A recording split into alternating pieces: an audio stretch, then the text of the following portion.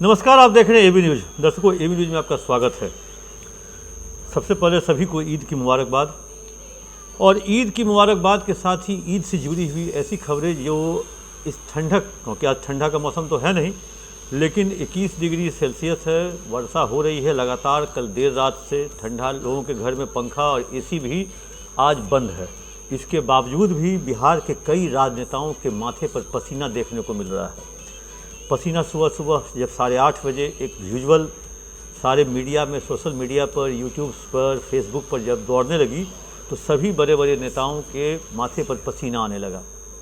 जब सुबह 8 बजे जब बिहार पुलिस के गाड़ियों में वायरलेस सेट पर एरो मोबाइल का हंगामा होता है तो भाई सब चौकन्ने हो जाते हैं। एरो मोबाइल से कौन निकल रहे हैं? एरो मोबाइल मुख्यमंत्री नीतीश कुमार के बेटे निशांत की थी और पूरे सीएम कारकेड के साथ, पूरे आमला जमला के साथ, पूरे टाइट सिक्योरिटी स्पेशल ब्रांच की फौज, district police, arm force, STF, जो भी उनके साथ रहता है, एसएसजी, इन सारे फौज के साथ नीतीश कुमार के बेटे निशांत कुमार गांधी मैदान पहुंच जाते हैं।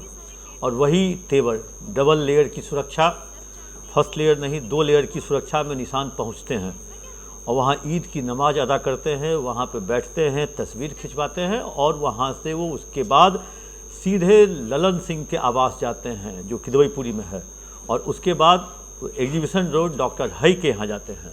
मतलब एक तरह से कहें जो आज ईद की कमान नीतीश कुमार ने अपने बेटे के हाथ में दे दी थी। ईद के इस पाक अवसर पर अपनी तरफ से अपने पिताजी माननीय मुख्यमंत्री श्री नीतीश कुमार जी के तरफ से बिहार वासियों और देशवासियों को बहुत बहुत मुबारकबाद देता हूँ, बधाई देता हूँ, शुभकामनाएं देता हूँ।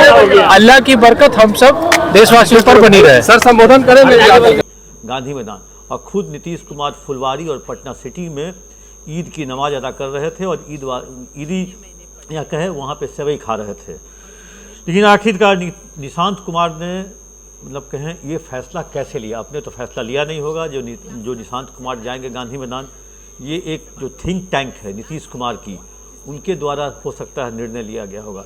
आपको याद होगा परसों की एक कहें जो संजय झा की एक बात, जो जेडीयू के कार्यकारी अध्यक्ष है, उन्होंने कहा था जो अभी ये तय नहीं हुआ है जो कौन सी पार्टी का मुख्यमंत्री बनेगा और कौन बनेगा।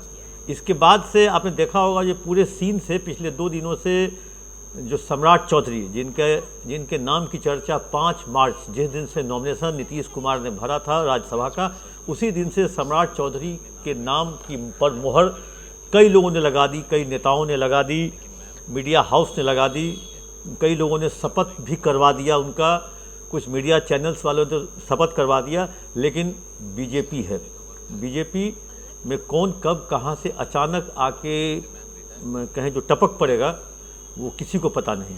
जब एक व्यक्ति से पूछा गया, एक नेता से, जो बीजेपी से कौन उम्मीदवार हो सकता है, तो वैसी स्थिति में उस नेता ने जवाब दिया जो बीजेपी के अंतिम पायदान में जो 5 नेता हैं, जो अंतिम पंक्ति के 5 नेता हैं, उन 5 में से कोई एक बीजेपी का मुख्यमंत्री बन सकता है।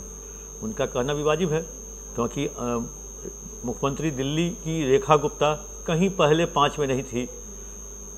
कहें जो मोहनलाल यादव मध्य प्रदेश में कहीं 5 में नहीं थे, क्यों नहीं वहाँ शिवराज सिंह चौहान बने, क्यों नहीं वहाँ वसुंधरा राजे बनी। दिल्ली में भी काफ़ी सारे नाम थे, राजस्थान में भी वही स्थिति रहा, जो वहाँ भी वसुंधरा राजे भी बन सकती थी, लेकिन वहाँ पे भजनलाल शर्मा बने। लेकिन अचानक से जो जिस तरह से नाम, जो पिछले 10 दिनों में जो नाम मतलब कहें जो चर्चा में आया है, सबसे अधिक चर्चा में आया सम्राट चौधरी जी का नाम, जो अभी डिप्टी सीएम हैं और गृह मंत्री भी हैं बिहार के। वैसी स्थिति में सम्राट चौधरी का नाम भी उछला। सम्राट चौधरी के कंधे पर कई जगह समृद्धि यात्रा में मुख्यमंत्री ने हाथ भी रखा। एक जगह तो समृद्धि यात्रा में विजय सिन्हा और सम्राट चौधरी दोनों के कंधे पर हाथ रख दिया। एक समृद्धि यात्रा में एक मंच पर विजय चौधरी के भी कंधे पे हाथ रख दिया। या अगर कंधे पे हाथ रखे जाने से अगर मुख्यमंत्री तय हो जाए तो मुख्यमंत्री ने तो कई लोगों के कंधे पे हाथ रखा। आज देखिए, आज की तस्वीर में संजय झा मुख्यमंत्री के साथ घूमते हुए दिख रहे हैं। अशोक चौधरी निशांत के साथ भी गांधी मैदान में दिख रहे हैं और मुख्यमंत्री के साथ भी अशोक चौधरी दिख रहे हैं। फिर उसका तीसरा नाम आया संजीव चौरसिया का। संजीव चौरसिया का नाम भी बहुत तेज़ी से उछला। राजेंद्र गुप्ता, एक नया नाम राजेंद्र गुप्ता, जिसको कोई नहीं, ये एमएलसी हैं लेकिन ये फ्रंट फुट पर इनकी पॉलिटिक्स नहीं है। धर्मशीला गुप्ता, ये राज्यसभा सांसद बनी है, दरभंगा की रहने वाली हैं, लेकिन फ्रंट फुट पर इनकी पॉलिटिक्स नहीं है। श्रेयसी सिंह का नाम उछला, लेकिन ये इतना तो अब जान लीजिए, जो कोई अगड़ी जाति का अगले 20, 25, 30 वर्षों तक बिहार का सीएम नहीं बन सकता। ये तो फाइनल हो गया। दो ही बने, एक श्री कृष्ण बाबू, डॉक्टर जगन्नाथ मिश्रा और भागवत झा आजाद, और बिंदेश्वरी दुबे। उसके बाद आप देखिए, जो पिछले 20 वर्षों से या 25 वर्षों से जो स्थिति है, उसमें कहीं से भी कोई फॉरवर्ड या अगड़ी जाति का मुख्यमंत्री बनता हुआ नहीं दिखाई दे रहा है। फिर जनक राम का नाम कल तेजी से, कल शाम से उछला जनक राम का नाम, क्योंकि एक हमारे मित्र ने स्टेटस में लगाया था, जो बिहार का कोई मुख्यमंत्री होगा तो दलित होगा। तो मैंने उनसे फ़ोन करके पूछा, जी स्टेटस का मतलब इसको डिकोड कीजिए। तो उन्होंने कहा जो जनक राम। हम बोले आधार, कहा जो 10 नाम दिल्ली की दरबार में गया है बीजेपी की तरफ से, उसमें एक नाम जनक राम का भी है और 10 में से 2 महिलाएं हैं। तो वैसी स्थिति में आज नीतीश कुमार के पुत्र का गांधी मैदान जाना, ईद में इस तरह से सम्मिलित होना, ये अपने आप में हो सकता है निशांत की ही ताजपोशी हो जाए। तो लोगों ने कहा ये निशांत क्या जानता है?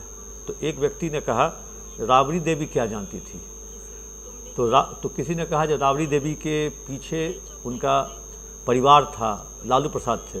तो दूसरे व्यक्ति ने कहा ये चौक चौराहे की जिरह की बात है। तो निशांत के पीछे भी तो नीतीश कुमार के जो पूरा सेटअप है वो है उनके साथ। तो वैसी स्थिति में अभी कयास लगाना अभी दौर जारी है, क्योंकि अगर नीतीश कुमार 1 अप्रैल तक इस्तीफा एमएलसी पद से नहीं देते हैं तो राज्यसभा की सीट स्वतः समाप्त हो जाएगी, वो वैकेंट हो जाएगा। और 1 अप्रैल तक अगर नीतीश कुमार एमएलसी के पद से इस्तीफा दे देते हैं तब बिहार को नया मुख्यमंत्री मिलने की संभावना होगी, और तब नया मुख्यमंत्री बिहार को मिलेगा। अब कौन मिलेगा, ये यक्ष प्रश्न है और सब इस प्रश्न का उत्तर ढूंढने में लगे हुए हैं। लेकिन अभी तक कोई व्यक्ति को, कोई नेता को यह प्रश्न का जवाब नहीं मिला होगा। जवाब अगर किसी के पास है ऑब्जेक्टिव क्वेश्चन में, और वो है देश के गृह मंत्री और बीजेपी के आला नेता अमित शाह के पास। अमित शाह के पास इस प्रश्न का उत्तर है, एक लाइन में है। ऑब्जेक्टिव क्वेश्चन जो होता है एक शब्द का आंसर होता है। वो आंसर केवल अमित शाह जानते हैं, देश के गृह मंत्री। बाकी किसी के पास कोई जवाब नहीं है। सब कयास लगा रहे हैं और कयास लगा के ही अपनी अपनी बातों को जनता तक पहुंचा रहे हैं, या कहें जो व्यूज ले रहे हैं, और कहें जो अपनी व्यूज ले रहे हैं और अपनी वाहवाही लूटने में लोग लगे हुए हैं। और उसी में ये निशांत कुमार का जो आज का ये डेवलपमेंट है, और इस ठंडक में जो माथे पर पसीना, बहुत सारे लोगों के माथे पर पसीना आ गया होगा या आ गया है, उन सब के लिए अब कहें जो एक एक मिनट और एक एक पल बहुत मुश्किल से बीत रहा है।